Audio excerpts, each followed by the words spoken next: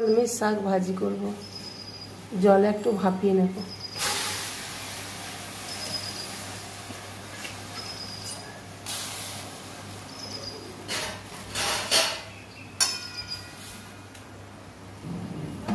সামান্য লবণ দেব।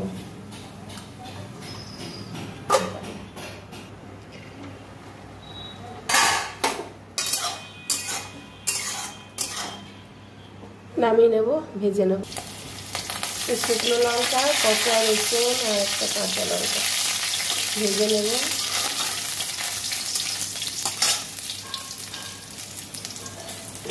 কি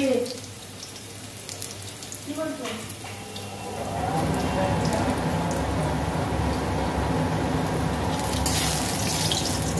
রসুন ভাজা হয়ে গেছে, এই শাকটা দিই।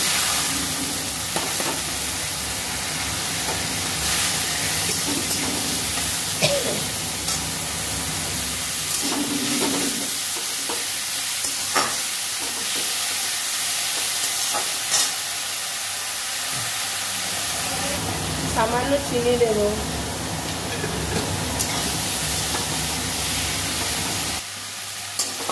কলমি শাক রসুন দিয়ে লঙ্কা দিয়ে ভাজি। বন্ধুরা, রেসিপিটি ভালো লাগলে লাইক শেয়ার সাবস্ক্রাইব করে পাশে থাকবেন। শাক ভাজা রেসিপি বন্ধুরা আমার রেডি। আর আজকে হবে এই মাছে আর এই পটলের ঝোল হবে, আর এই মশলা আদা জিরে বাটা দিয়ে আজকের এই কটা রেসিপির ঝোল আর শাক ভাজা।